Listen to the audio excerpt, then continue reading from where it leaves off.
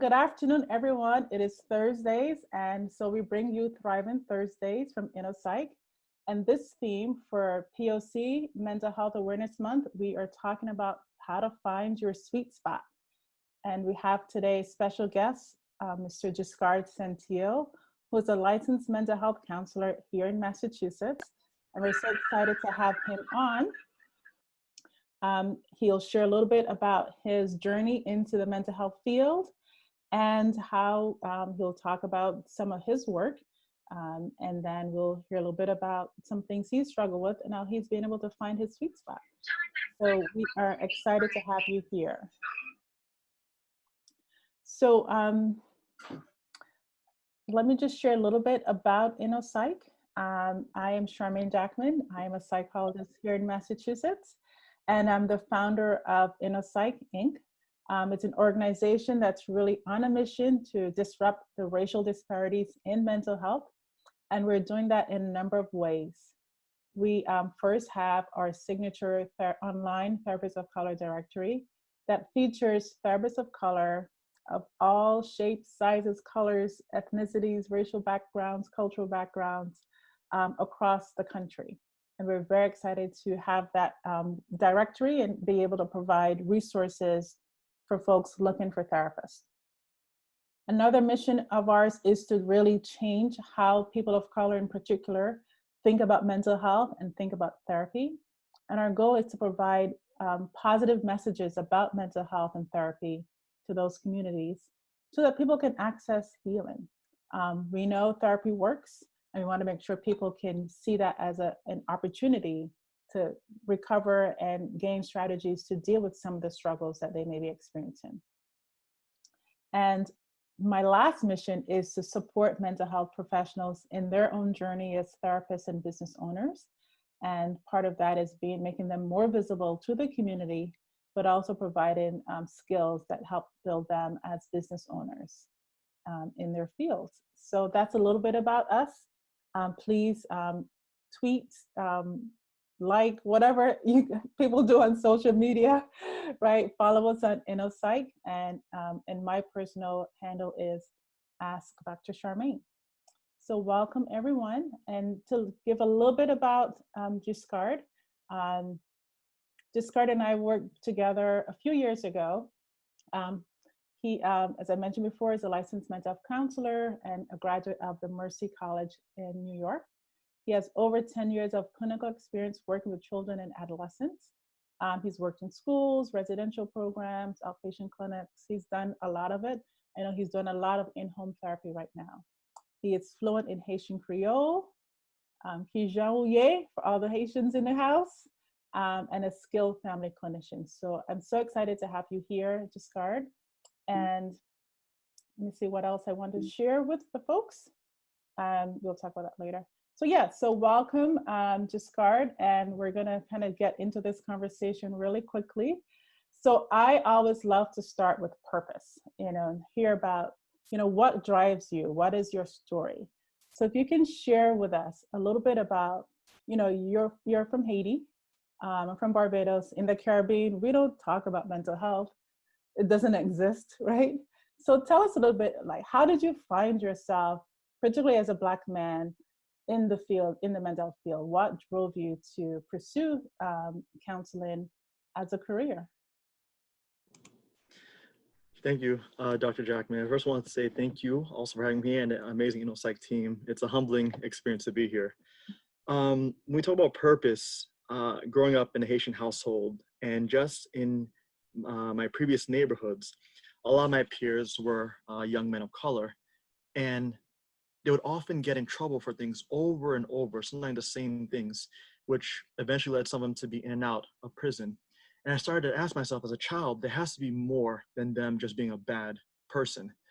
And that didn't affirm my my thoughts until I got much older and reconnected with many of them. And they shared after many years, you know what, Giscard, I had this diagnosis, I just never had it treated. So at a young age, I always questioned, why do people keep doing what they do and they're not learning from it? To add on to that also, I think the lack of representation, whether I was in school or a hospital setting, I didn't see many men of color being therapists or counselors. So in my previous schools, whether it's high school, elementary, if you got in trouble, it often would be a white female clinician who would be meeting with someone. And I always wonder where are people who look like me, where especially the men, because not to say there weren't any benefits I gained from going to school counselor if I got in trouble or in high school, but there's a connection I longed for in a school setting that unfortunately I didn't see much growing up. Yeah. Thank you for sharing that. So it was personally meaningful to you. Like, and I think, you know, everyone we've had on here, there's a personal connection, whether just witnessing experiences or seeing experiences within their own family or their circle that has really prompted people to make a change in their community. So thank you for sharing that story. Can you share a little bit about what you're doing right now? I know you've had several roles, which is great. So tell us a little bit about what you're actually doing right now. So currently, aside from being a licensed mental health clinician, I'm a school-based clinician in a high school setting. We focus primarily on 9th and 10th graders. So I've been in that role for almost a year now. My other role that I carry, I'm an in-home behavioral service therapist, which has more of a parent coaching model, where we walk parents through strategies to help them kind of de-escalate their children's behaviors. So whether it's a goal sheet that we have or modeling has been huge. We help the parents model better ways of approaching their children and themselves. And I am honored to say that as of next week, I will be a clinical supervisor within that same agency. So yes, I'm going to be even more busier, but those are my current roles for the time being. Very cool. So I want to definitely unpack some of those roles. So let's talk about in-home therapy. So again, you know, particularly thinking about our Caribbean folks or the clients, you know, coming into someone's home is a very personal thing, right? It's people have, you know, that's your personal space. So how do you navigate entering someone's home and being able to provide this parent coaching kind of, you know, like I can hear like, you know, coming to my family, like, you think you can tell me what to do, right? So, you know, I'm hearing some of these messages about like you coming in my house and then you're going to tell me what to do with my kids, really? So tell us a little bit about how you kind of enter that space into someone's home, that sacred space, and get into a place where you can do the parent coaching with the families you're working with. Great question. I always start off on the first session by saying to everyone, I am not here to tell you what to do. I am not the boss. I always look at the children's, I say, I always make eye contact. I'll get to their level, especially if they're shorter than me. I say, mommy or daddy are the ones in charge here. I'm coming in to help them. So I really engage the parents in the process of doing the work together. Even individual clients, I always say, we're in this together. So you can guide the progress we make or hinder it based on your readiness to grow. So I always come in humbly saying, I'm here to help you. I'm not here to correct you or tell you what you're doing wrong or better. It's a collaborative approach. And I thank them for accepting me in their space because they didn't have to. Very cool. And, you know, I, as a forensic psychologist, I would always feel, you know, very, you know, I carry that responsibility of going into someone's home. I know it's their private space. And so how I enter that was very, you know, I had to think about that and make sure I'm asking, you know, do you want me to keep my shoes on? Do I take my shoes off? I had to navigate taking food, whether I would accept food or not. And I had to work through some of my own cultural things because in my culture, you don't take food from people you don't know. Same here. Especially if you are in a situation like I was, you know, as a forensic evaluator. And then, but I also know like refusing food is also, you know, can be seen as disrespectful. So I'd love to hear some of the cultural things you had to navigate in becoming a home-based clinician. Yes, I'm only laughing so much because I've had numerous containers in my car where from the families I serve. So to be respectful in those environments, you know, oftentimes, yes, sharing food is a cultural practice. You're new guests. So what I do, without losing the sense of me in the process, I first say, oh, I'm all set. I ate before I came here, offer. If they persist, I say, you know what? Can we take in a Tupperware I could take it to go. Mindful to, first of all, show gratitude that you're offering me food that you cooked, Yeah. but also not create a power struggle or any sign of disrespect by saying, I will not leave with it. So, often I've taken the Tupperware. I still have to return a few, but I've often taken it with me as a sign of respect to, in the car, and, Yeah. as by I Yeah. handle it my own way. Right. Right. But even entering in Haitian homes, being of a Haitian descent, I often ask the parents, do you prefer I hold this session in Creole or English? Mm. Because often, the parents may say, yeah, I'm more comfortable with Creole, but the kids, their language capacity is not where it needs to be. Right. Both demands of the parents and the children. Right. Some Haitian parents have told me I prefer English. I don't want to have a session in Creole. So Mm. even asking them first, what language you prefer I speak in, and now Mhm. I'm Haitian, you want to hear this session in Creole. Right. Right. Great. Yeah, so many things to navigate. And tell us about how do you talk a little bit about kind of the parent coaching that you do. Is it a particular model that you follow? How do you help families kind of think about their own, kind of their cultural upbringing, right? Again, I'll lean on my upbringing. There's certain ways where, culturally, it's determined how you parent. And then Mm-hmm. deviations from that, people feel like they're not being a good parent if I don't do these certain things. So Mm-hmm. I'd love to hear a little bit about your own parent coaching model. Like, how do you help families kind of, maybe start with some of the things that you are, what are some common themes that you work with families around? And then how do you help, what is the model you use to help them shift that in terms of adapting, I guess, to this environment? Mm-hmm. Some of the main things that come up when helping parents kind of restructure their approach with their children is how they speak to the child. And that includes body language, tone of voice, all those factors to help a child feel heard. And also aspects of discipline. Um, many Caribbean backgrounds and actually many cultures, not just people of color, Mm-hmm. Mm-hmm. have an upbringing where, spanking is common. And so, I'm entering a home. This actually happened, I think, a few weeks back where, a parent is, I'm Haitian, you know how it is. I spank my child. And I share with the parent that, I understand it's a cultural practice um, in the community, in your cultural bringing, but there's other ways to go about it. Mm-hmm. The more psychoeducation I provided to this parent about the long-term effects of spanking, it blew her mind. Mm. And she shared to me, I didn't know all these effects would manifest, because she highlighted how her older son, who moved out the house years before, is displaying many of the behaviors I showed her in the article. Mm. At the time, her second son, he's 7.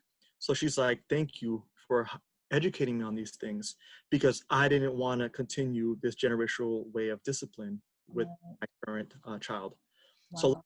education, a lot of observation. When I first come in, I tell the parents, do what you would do if I wasn't here. Mm. I actually just sit back. Are they able to do that? There's a struggle. There's a struggle because a lot of parents put up, they tuck in their shirts, like, oh, good morning, son. I'm like, if you don't say good morning, don't start it now. Just be yourself. Yeah. And there's times I've seen, parents get into power struggles, verbal arguments. The kid is throwing stuff around the room, and I don't intervene. And after maybe 30 minutes, unless of course it's a safety hazard, I'll intervene. But if it's just a regular dynamic, after maybe 20 minutes or 30 minutes intervention of observation, I ask the parent, okay, can we just have some one-on-one time real quick? And the parent will send the child to the room. I was like, what did you feel you did your best there? And what could we work on? Mm. I always try to question the parent in a way of respect and growth. Never try to minimize or criticize them. Yeah. So a lot of observation has been helpful for parents to so a lot of times they're embarrassed, like, oh my gosh. Right. Right. But modeling is key. I'll Yeah. have a session where if the child comes in and they do a jack on the floor, the parent will say, pick it up. And the kid's like, I don't want to. And the parent will be like, you see Giscard? I'm like, call him back. And I emphasize the importance of repetition with the family with limit setting. Those 2 key factors are often missing in the homes that I work in. A lot of parents, after 2 or 3 prompts, like, okay, whatever, I'll just pick it up. Right.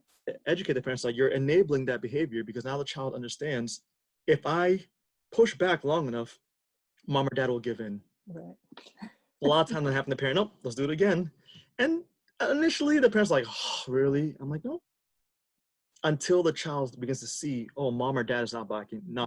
Right. Right. Yeah. And it, as a parent, 2 young children, that's a resolve that you have to be willing to kind of stay in that struggle, like call them back, because they definitely, they have the youth on their side. Indeed.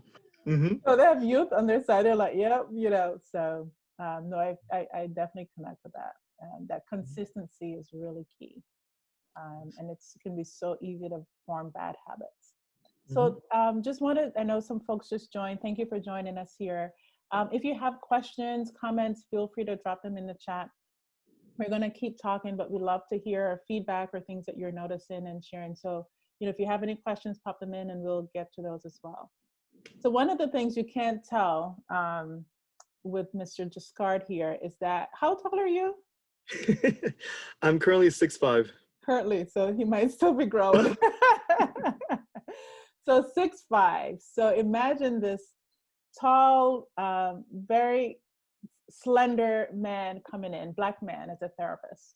So tell us a little bit about how have clients react to you, right? You're a Black male therapist, which is already kind of like a unicorn, right? You're Yes. very rare. Mm-hmm. You're this tall man as well. Very put together, has a very positive presence. I know when you worked at us, all the clients loved you. That's like your presence, it was really cool for them to work with you. So tell us a little bit about how you use your own identity to connect with clients. How are clients connecting with you when they see you? Are they like excited, like this is going to be my therapist? Tell us a little bit about the reactions that you experience when clients are working with you. Yes, it's a mixed bag. Oftentimes there's shock. It's a student who's has an IEP come to my office. Me for the first time, they walk in like, "But you do therapy? You're too?" I'm like, "Yeah, it's just not a name outside the door. I exist." But oftentimes it's a lot of gratitude. I've had people on the first interaction thank me for being in this field, and I was for that initially. Because imagine men in many cultures, but I think more so in Black and people of color culture, men seeking therapy is not often encouraged. It's often stigmatized. Right. When you have a man of color of this stature come in asking about how do you feel, or giving you a space to be vulnerable, it blows their minds often. I, especially working with many of the youth who are males, a lot of them have run up to me, hugged me, or they gave me a handshake. Yeah. And after my about boundaries, like, okay, my first time meeting you, we have to be mindful of the hugging. But they're just shocked to see that a man cares so much about his community that he took a role. Yeah. So oftentimes I'm received with open arms. Other times I've been received like, come on, really? Some skepticism. They're surprised that a Black male is smart enough to do therapy. And I'm not just in it for the paycheck. Right. Imagine some of the families, individuals I work with, where there's children or even adults, have had past therapeutic services by people who don't look like me. Right. So they already have a wall up to therapy. I still get some of that pushback initially, but after I kind of remind them how important it is for them to be engaged and how I'm kind of following their lead, the wall kind of comes down gradually. Yeah. No, I think that's so helpful, just sharing, particularly, I know you talk about kind of your male clients, how they see you and embrace you, but there's this wall, right? Such a powerful experience. And to hear clients say, thank you for being in this field, that's really wonderful. It's really wonderful. What are some, tell us a little bit about what are some, and I know there's some questions in the chat, so I want to make sure we cover those as well. So what do you feel has been your impact, that you're making by being in this field, particularly as a Black man, and giving other Black men, Black boys opportunities to talk about their feelings in this work. Like, tell us a little bit about how does that impact you? How does that connect to kind of why you got into this field? The impact I feel has come up that I have felt the most is encouraging and counseling young men of color, whether it's children, adolescents, or even older males, the importance of being vulnerable.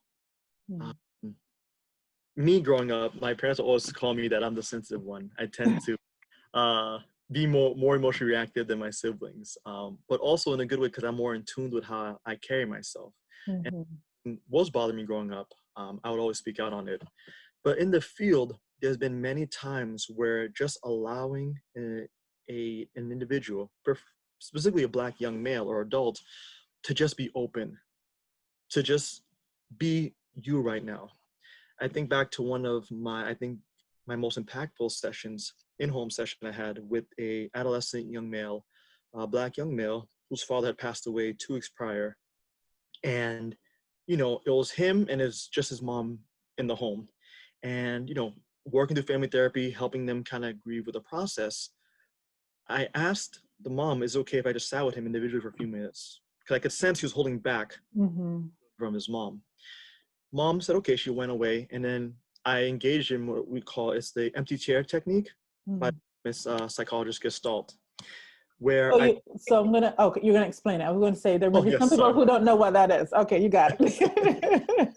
So for those who don't know, the empty chair technique is when you take any chair or sofa, anything that someone could sit on, and you put it in front of your client, and you encourage them and guide them through a series of questions or support to speak to the individual that they lost, whether it's through a death or even a breakup, and say things that they either didn't have the courage to say while the person's around or didn't get to say. So that's what the empty chair technique. It seems awkward and silly at first, Mhm. but when you can engage a client in the way that I did during one session, is very powerful. So to go back to that session, I put an empty chair in front of the young adolescent. I said, let's say his name for the sake of confidentiality, we'll say his name is Craig. I said, Craig, I'm gonna step away right now, and in front of you, I want you to speak to your dad. He was like, man, that's corny. He's not even here. This is stupid. Like, just try to focus because Mhm. he didn't get to say to him before he passed away. So just try your best. I'm gonna step away now. He needed a lot of prompting, but after 5 or 7 minutes of encouragement, he started to say things that even his mom didn't know about. Mhm. How, when he was younger, he got beat up and he wished he was as strong as you. So imagine you see an adolescent male speaking to an empty chair saying, Dad, I wish I was as strong as you. Mhm. I wish you could have hugged me more. Mhm. Powerful. I'm standing against the wall like, wow. And then he begins to cry. Mhm. You didn't see that. I was like, what did I see? He said, nah, I'm not really crying. I'm good. I'm done with this. He's like, what's wrong with crying? He's like, come on. Real, he used the term, a racial term, but he said, real men don't cry. Mhm. Don't ever say that whenever we meet. Crying is a part of being human. Mhm. And I encourage you to cry because that's where the growing comes from. Yeah. In that moment, he just bawled. Yeah. He let it go. Where I had to put my hand over his shoulder. And he said, Giscard, I haven't cried like this in 10 years. Mhm. So that was, when we talk about impact in the community and what I feel Yeah. bringing to our people, is reminding men and encouraging them through different methods that I use the importance of being vulnerable emotionally.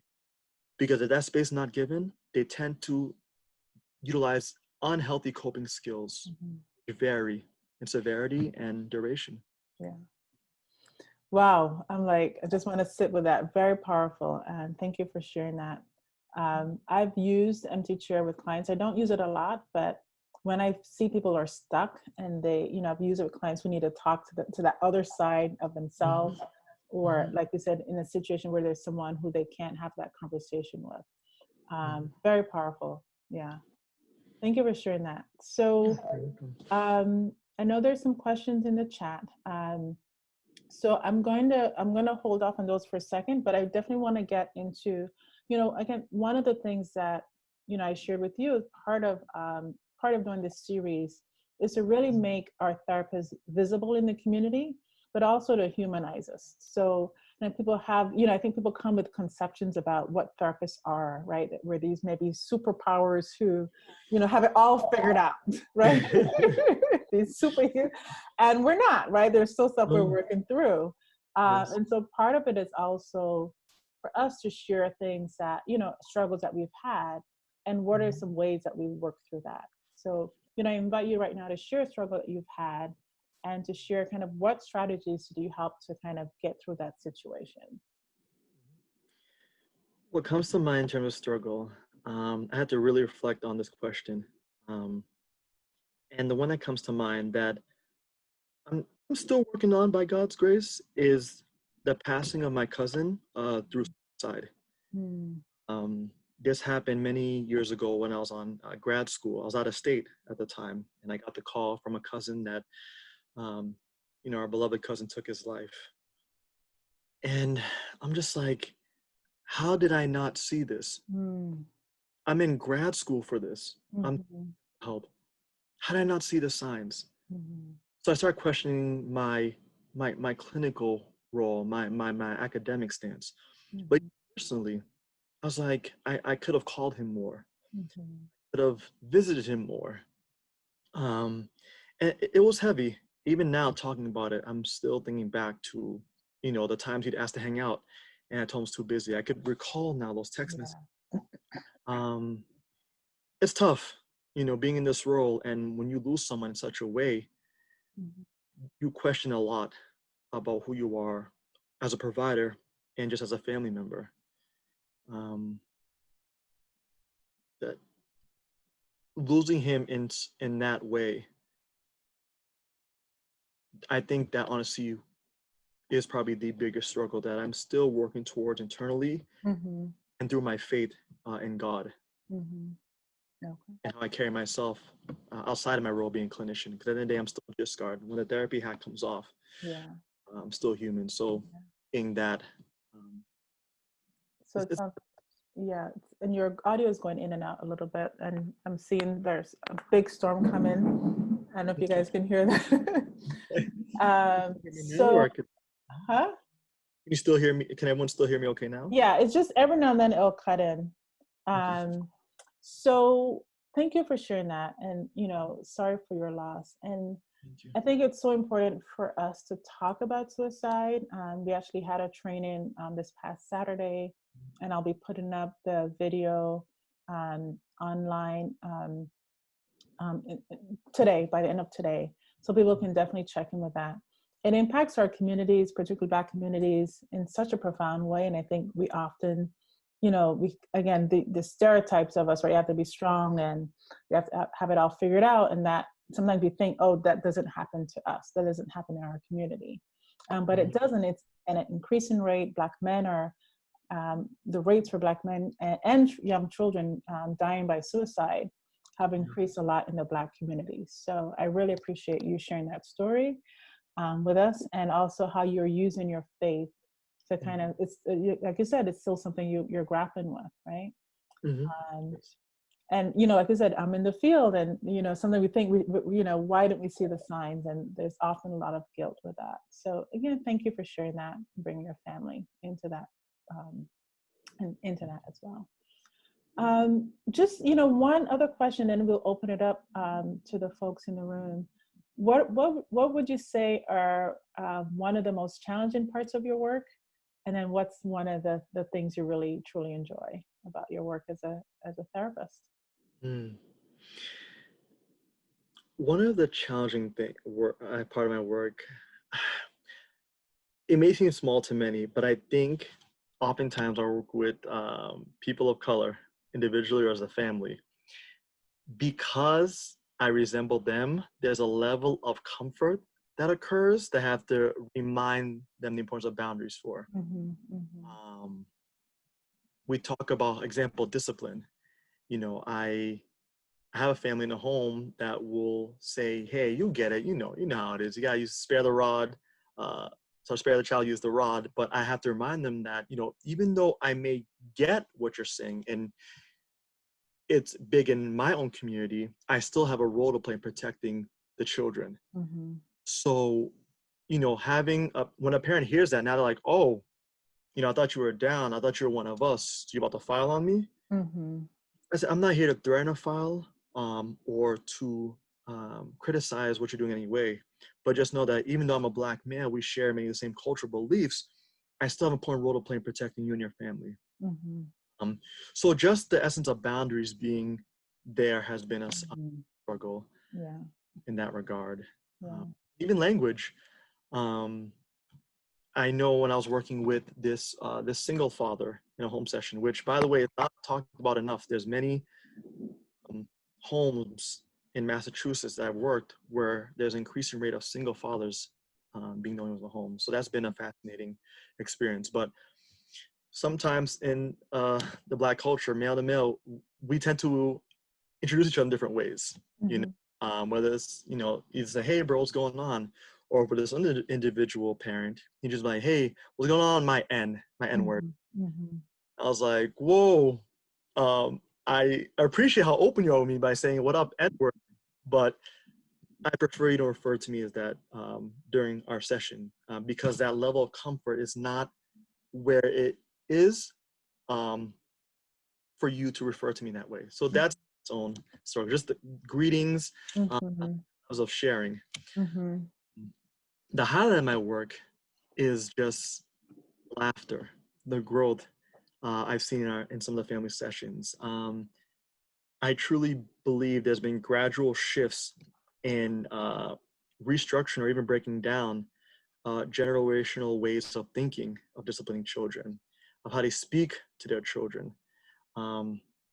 I've had many situations where I engage a parent in a role play, where I have the child be the parent and the parent be the. Oh. And I'm like, for example, I'm like, hey, for example, Timmy, mom, I want mom to drop her jacket and you speak the way she speaks to you. The parent's like, oh, whatever, it's gonna be easy. And how shocked the parents are. They're like, I don't talk to you like that. Mm. Sometimes after we sit down to be able to reflect, it's an eye-opening for them. Mm-hmm. And I think of another example. This one family working with, this family's from Barbados, single mom with 3 daughters. And on the first session, she's like, I'm about to sign her over DCF. I cannot do this anymore. He just helped me sign this document. And she had had her daughter in Barbados at a young age and left her there for the first 12 years of her life. The daughter just came back. She came to the US, at the age of, I want to say 17. So, no, she left the nation at 12. She came back. So yes, so she's only had 5 years so far in America. And I sat down with the mom. I said, you've already given her a sense of abandonment during birth. Are you ready to do that again with her by us signing this document? Mm. And the parents and she had to sit there. She's like, you're right. And through numerous strategies and coaching, now they are healthier than ever together. Mm. They're more physically affectionate. They actually both go to the same school now, community college. They're doing a lot of stuff together. And I remember the parents saying, because of you, I didn't sign over my daughter. Mm. Educate her on the importance of abandonment and trauma. A lot of people of color and their families to understand how trauma impacts the way children view the parents. Mm-hmm. So seeing generational curses in a sense be kind of broken down and Yeah. reconstruction has been very humbling. Yeah. That's amazing. You do wonderful work. Thank you for sharing. And it's shown you have lots of great questions. So let's just jump into those. So one of our first questions was, what do you do when one parent is resistant towards therapy, but another parent is more willing? Do you have situations that come up? Great question. I often saw that in my time during I was doing residential treatment, where we'd have the parents come on site for sessions. But if there ever was one that was resistant, one was open, I usually would have a one-on-one session with the parent who's resistant. I would try to schedule a time that works best for them to kind of better understand why are they so resistant to services. Mm-hmm. Mm-hmm. Because oftentimes I don't have the space or time to have that parent be so open in front of their family members. Right. So yeah, if in regards to that scenario, I always try to schedule a separate session with that parent Okay. Right. to help them get encouraged. So you make special time just so you can hear from them. Yes. What are the barriers for them? but it probably Mhm. also gives them get the chance to spend some time with you and get to know you and kind of hear kind of your frame and how you're coming in to do the work. So it Mhm. probably helps to build some trust with that parent. Awesome, great. Another question from Janet. Hi, Jan. How do you handle the expectation in our DCF system to report parents who use physical punishment when you see that it's coming from a cultural understanding? Do you feel pressure to report right away? That's a great question, Janet. When it has happened, when it has occurred in a session where if a parent shares with me initially that, I use a belt or I use my hand or whatever form of physical discipline they use, once they share that with me verbally, I let them know in that moment, I appreciate being honest, and I educate them on my role as being a mandated reporter. So I say, if in the future, after today's session, you or your child share with me that there has been physical discipline or I sense physical discipline, just understand that for me to protect your family and your child, I have to report. So I always give them a chance to understand that moving forward, what my role is, and that nothing personal towards the parent, is just I have to protect the family in the best way possible. Mm-hmm. And there's been times in a session where unfortunately there was one situation where this mother got upset towards her daughter and punched her during a home session. Mm. In that moment, I was able to have the older brother escort the daughter out the apartment to kind of calm down. But I told the parent during the first session, just understand, because of what you displayed, I have to file this. Right. Parent wasn't happy to hear that. They say, I don't care. I don't want you to come to my house after this. There are a lot of other things she said to me that I won't share here. Mm-hmm. But I had to stand firm in my position because I'm here to protect the family, Right. the child. Right. If they verbally share, I give them a chance to understand moving forward what my role is. And if it happens that moment, I bypass discussion and just act upon for the best family's interest. Right. That's definitely, I would say that's been one of the hardest parts of my role, particularly working at a school, just hearing disclosures about abuse and neglect. And DCF, which is what we call social services here in Massachusetts, they also make allowances for cultural norms. And Mhm. so one of the key things that I make in my distinction is, so spanking with a hand, if it's an open hand, usually doesn't rise to that level. And again, depends on, the age of the child as well. You have to take into consideration.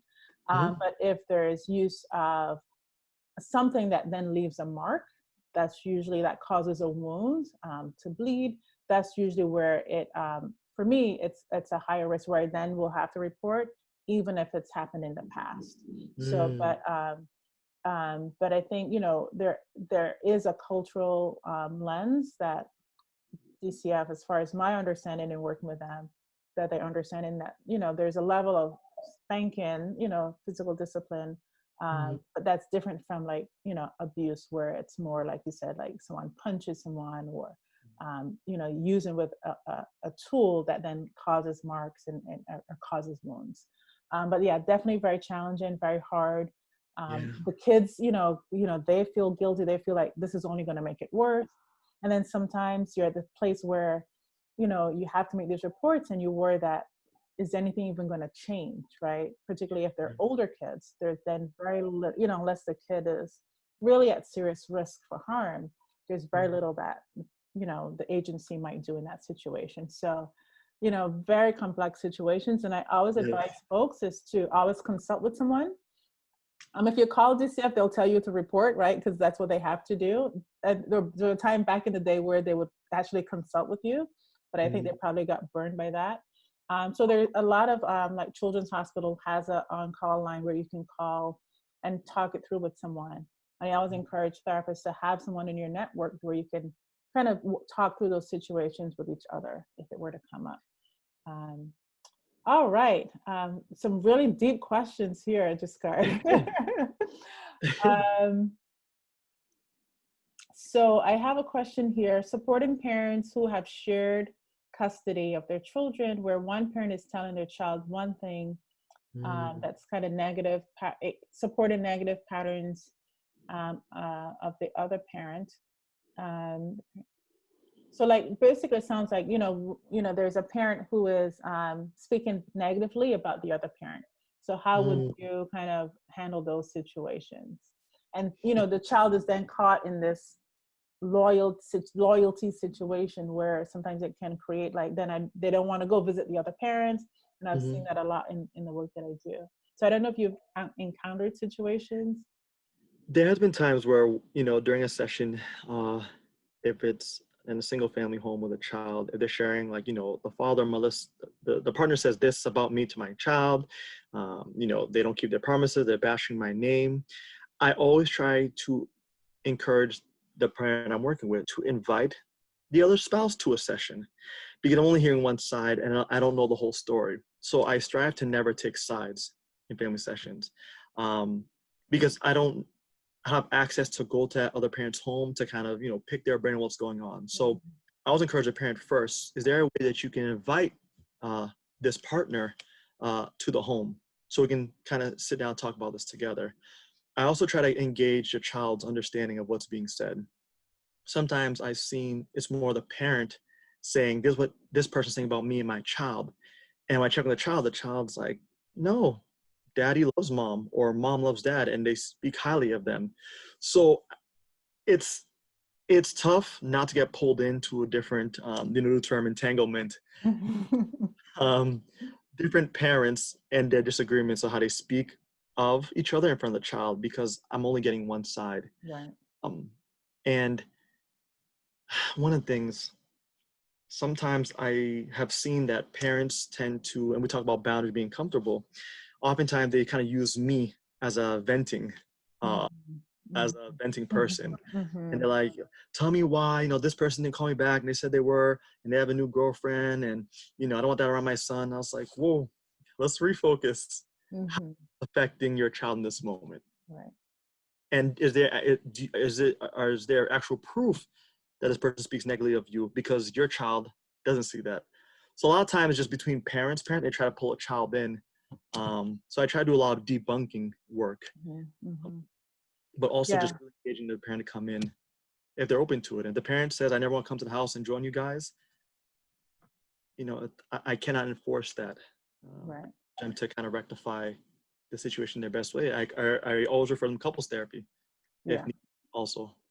Right. And I always told people, it's like, you can only control what's in your household, right? That's your level of, that's a sphere that you have control over. So, all right. Yeah. Some really, really great questions from the audience here.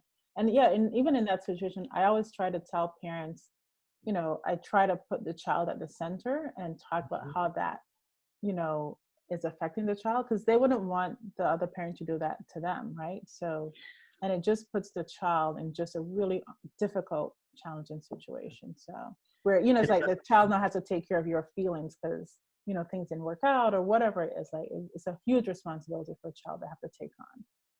If I may add also, a lot of parentification happens in the home during such situations. So you have a single mom or dad kind of depending on their child to help support them emotionally. A lot of children are ready for that, and that's not their role. We talk about modeling. Oftentimes in a session, a parent may be going on a rant about the other spouse or the other, or their ex. And I also need to remind them, please pay attention to who's in the room, because your child is watching you.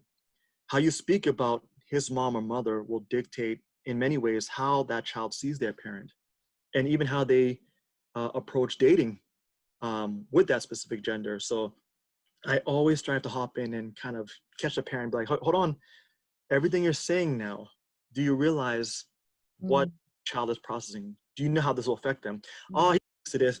I'm always talking about his deadbeat dad. So be careful, because speak about his father will shape how he sees his dad.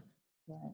Also, he might build resentment towards you as a mom, because all you speak is negativity about him. A lot of catching the parent in the moment and kind of helping them be mindful of who's the audience. Right. Powerful. Thank you. We have another question here. What advice do you have for someone new to the industry? So maybe what are some things that you've learned that you wish you knew way That's, back when you started? I for first of all, congratulations to anyone who's entering this field. It's a wonderful field to be in, a lot of growth in many ways. And thank you. And this is from Marco. So yeah, thank you for even choosing this industry, right? Yeah. I think what's good to know in the beginning that it's okay to not have the answers. That's okay. Oftentimes I don't know the answer to a question or an approach. I say, you know what? Let me do some more digging and I'll get back to you. So acknowledging that when you first get in the field, it's okay not to have all the answers. Mm-hmm. Also, something powerful I learned in grad school. Sometimes you may be the second or fifth therapist along the way towards that client's healing. So go easy on yourself. You may have a client who you've been with for 5 months or even 2 years, and either they're spiraling or they leave after the first few sessions. Understand that that healing or that the journey that they're on to get to where they need to be will still be impactful because you came along. Yeah. So I think that was huge for me to understand, knowing that I may be one of many other therapists along the way, but it doesn't minimize my work in any way in that regards. Yeah, I had my supervisor would say you're planting seeds, right? And you may Yes. not see the fruits of your work, but know that you've had an impact on people. And I think, yeah, I think that's really, really helpful in our field, right? Sometimes people don't come back, and we just have to hope that we had some impact. Yes. Awesome. So I'll probably take about 2 more questions. Let's see. There is a question here. Do you think men, particularly Black men, often see crying as a weakness? I think that's an easy answer, right? Um, the answer is yes. Yeah. Many times, um, if in our culture, if Black man cries, you get told, "Man up!" Like, really, you're crying about this? So unfortunately, and I believe that there's a shift coming with the narrative, but for Mhm. I still feel like yes, when Black men cry, it is a sign of weakness. Mhm. Um, and I hope that that dynamic can eventually evolve, because as I shared earlier with my adolescent client who shared me he hasn't cried in 10 years, that was powerful. Mhm. And what he did for the past 10 years of coping, was a lot of physical aggression. He ended up getting fights in school a lot. I know I was working with this one father who, we talked about crying, and he had shared with me that before he came to the session, he was praying and crying in his room. And I asked him, how did that feel? He said it felt liberating, but I just wish I could cry in front of my boys. Mm. So we need to shift how we see and treat our Black men when they're being vulnerable. Mhm. Not destructive patterns of coping can manifest. Yeah. That's not taken care of in the moment. That could spread to the next generation and the next Mhm. generation. Yeah. And thank you for Josie for your question, but I see it in men and women. A lot of my even in teenagers, like this, like, I don't want to cry, I'm not going to cry for, like this, try to have this hard exterior when what we're Mm-hmm. feeling is so real. What we're taught these ways in which to kind of cut off our emotions. Mm-hmm. And it's so, yeah, it's challenging, right? It doesn't allow us to feel, or to think that what we're feeling is valid. So There's a quote, if I may share. I mhm. what civil rights leader had wrote this, but he wrote, "When young men of color are allowed to cry openly, there will be a decrease in gang involvement." Mm, And I sat with that, like, wow, how truer can that be? Of yeah. course, the other factors that lead people to join in gangs, Mm, but that factor there, that factor of trying to be tough or not showing emotion, leads them to seek that support elsewhere. yeah. But yeah, I encourage all my male clients, young children, adolescents, and adult males, if you feel you're about to cry right now, please do it. Yeah. Yeah. Please, That's I right. encourage it. Yeah. Yeah. So I'll take one last question, and then I feel like we're gonna have you come back because this conversation is very, very deep. Mhm. What advice do you have for single Black fathers? Wow, that's a good question. And you're a new dad. Yes, I'm a new dad, and my amazing wife and newborn are in the other room right now, so I can't wait to go see him. Yeah. And it takes on a different turn when you become a parent too. So I remember doing my forensic evals and being very, in retrospect now, being very judgmental with parents. Mm-hmm. And then having a different perspective when I actually had to walk that journey. It's like, ooh, this is a lot, and it's not easy. And so I definitely knew I became a more compassionate therapist when I became a parent. The biggest thing, and thank you for sharing that, Dr. Jackman, the biggest thing I'd say for single dads out there, be patient with yourself, number one.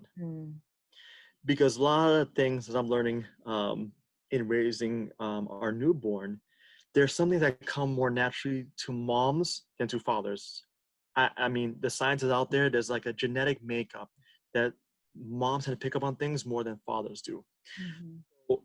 Someone being a single dad and not in support, I can imagine how much harder that is, number one. I think another thing that could be beneficial, have a support group, peer support.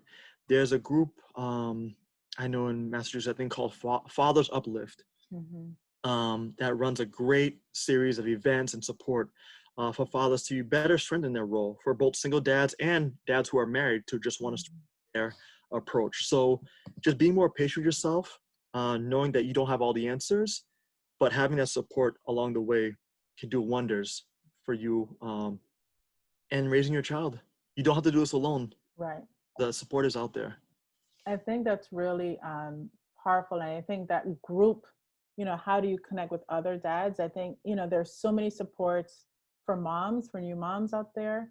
And there's not much for dads. I remember my husband recently started a group with some of the people in his network. They have these weekly calls called, he says it's Hi Dad. And it's just about how are we checking in about ourselves? What are our goals, for this week? How are we kind of making those things, great for our family? But so he needed that support, but sometimes you have to build what you need, right? Yes. So recognizing that is such a, we are folks of color, like we thrive in community with others. And so really kind of connecting to that piece.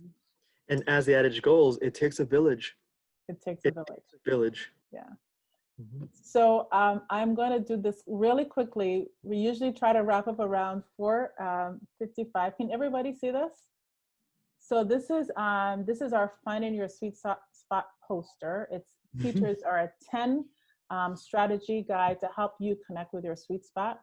This has been, these are based on a card deck that I created that are based on these 10 strategies that come with prompts and activities that you can do, quotes from people of color. And the goal is to really help people kind of connect with their inner voice. How do you claim your power? How do you claim your voice? How do you build that journey of personal discovery?